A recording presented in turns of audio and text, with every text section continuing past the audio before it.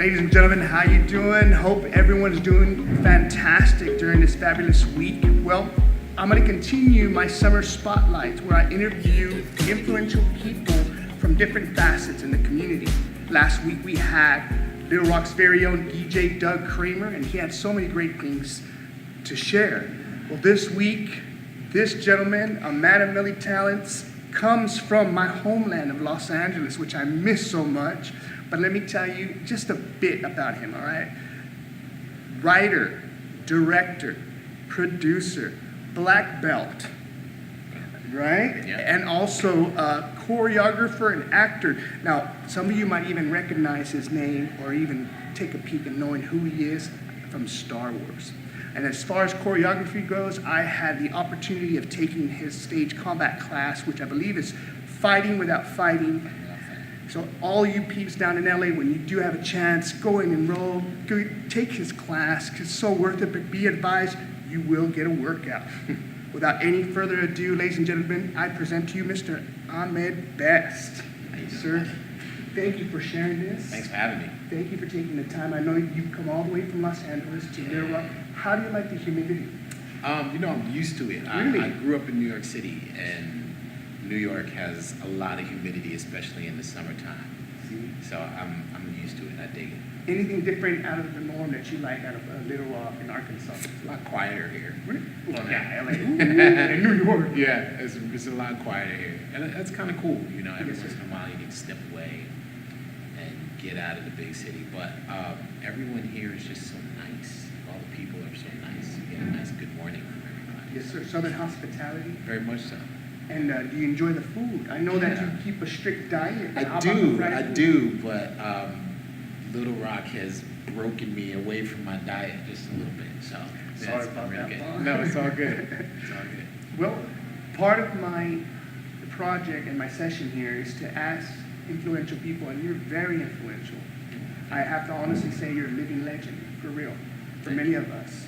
And I definitely am so honored that you're taking the time.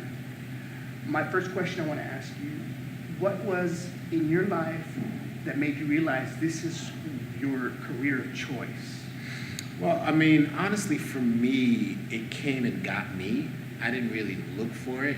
When I was in high school, I was an athlete. I was a track and field athlete, and I was pretty good. You know, I was number 1 in the country.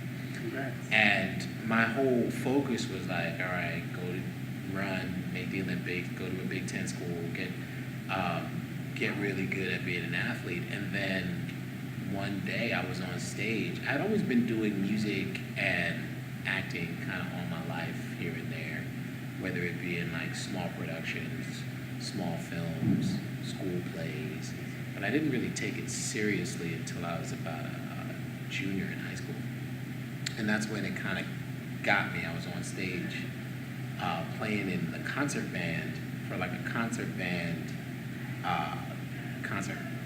And there was this one piece of music called Wingate Festival. I'll never forget it. And as soon as we started playing it, I started crying. I was just like emotional. And that's when I knew like the stage was for me. So I put all my energy into it. I put all my energy into acting, and I put all my energy into playing music. And that's where I was. So that moment was cathartic. It really was. I mean, I wasn't looking for it, honestly. I didn't choose the arts chose me. I'd always been good at a bunch of different things. You know what I mean? I had a mind for learning. I still do. I love learning.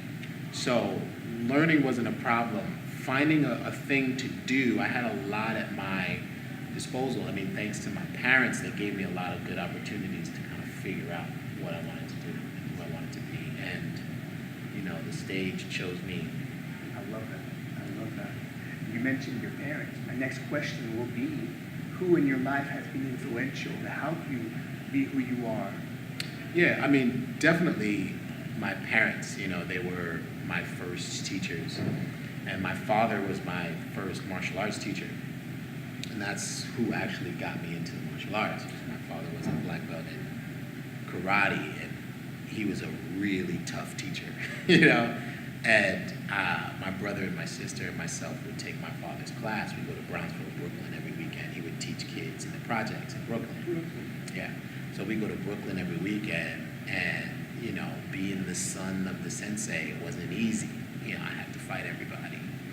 But I loved it.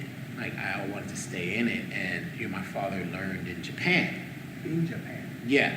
He was stationed in Okinawa during the whole Vietnam conflict. So he was in the Air Force, and he learned karate in Japan and then brought the Japanese way of teaching to New York. And he taught Japanese are very strict, you know? So my father was very strict. The hard part is, like, when we got home, it was still karate class. Like, it never ended. But both my parents, my mother and my father, were very much polymaths. Like, my mother was an artist who could draw, paint, write, play music. She could do everything. And my father is a cinematographer. So he was always behind the camera. He was always talking about film.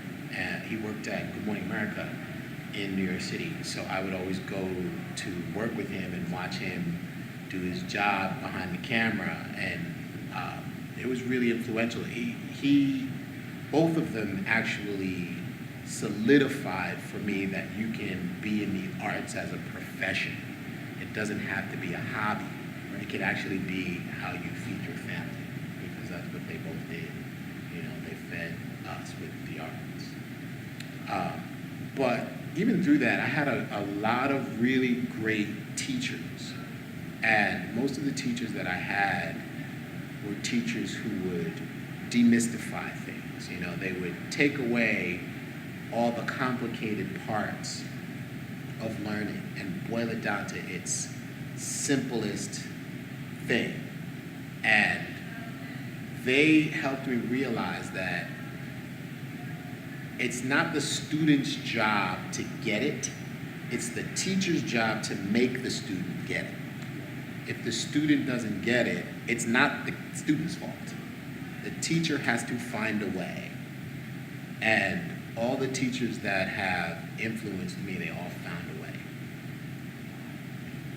I could tell from the class that you taught on Saturday, it was an hour and a half compared to what your full session is, Mm-hmm. but I have to say that your way of teaching is extraordinary, for real. Thank you. Because you connected with everyone, and I loved it. And I knew we were going to get a little hot and sweaty in there, Yeah. but I got my little workout going. That's good. Thank you so much for the awesome class. Yeah, my pleasure. You know, it's important for me that when I pass on knowledge, that I give you the information that clicks to you. You know, I give you information that makes sense to you individually, and then you take it and do you with it. You know what I mean? For me, it's not about turning you into me. It's really, you know, I have a really good, one of my best friends in martial arts instructors named John Machado. John Machado once said to me, he was like, I'm not comparing everyone else here to you. I'm comparing you to you. And that's my goal as well. My goal is to make you a better you. I'm not really interested in turning you into me. I'm not interested in disciples, you know what I mean? I'm more interested in you taking the information and expressing yourself as a human being, as who you are. That is fantastic. I love that. Thank you for sharing that. On that same route, since you're sharing wisdom, I would be honored, along with everyone else watching. As you can tell, ladies and gentlemen, we are literally inside the Arkansas Repertoire Theater. Mm-hmm. What better background for us thespians to be sitting here talking about how to make our dreams come true? The third question I want to ask, since you've inspired me now, what can you share with us to help us still in our journey to making sure our dreams come true, to one day get to where you're at? Well, hopefully you'll be way further than where I'm at. But the hardest part about doing all of this is realizing that there is some work to do, you know. And when you're in any phase of doing what you're doing, there's always an opportunity to get better at doing it. And sometimes it's difficult. Sometimes you don't want to get up. Sometimes you don't understand the exercise. Sometimes you don't want to put in the 10,000 hours. You know, there really is no fast way to do this. You know, there really is no fast way to do anything you really love. If you want to do it at high level, you have to put in the work. You know, you have to. There's no other way around it. And the work might seem tedious. It might seem irrelevant. And there are a lot of people who have a lot of talent who get all over on their talent or their looks. Eventually, all of that goes away. You know, eventually you're going to have to work. You got that? We'll continue once we're done on that. That is. Wow, I can't even tell. There we go. So, you know, regardless of how much talent you have or how good you look, you're going to have to do the work sooner or later, you know. And I would just say jump into it. Really lean into the work, the hard work, the easy work.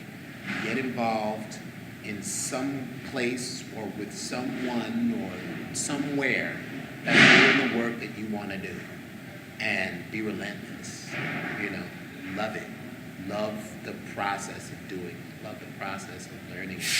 You know, just get in there.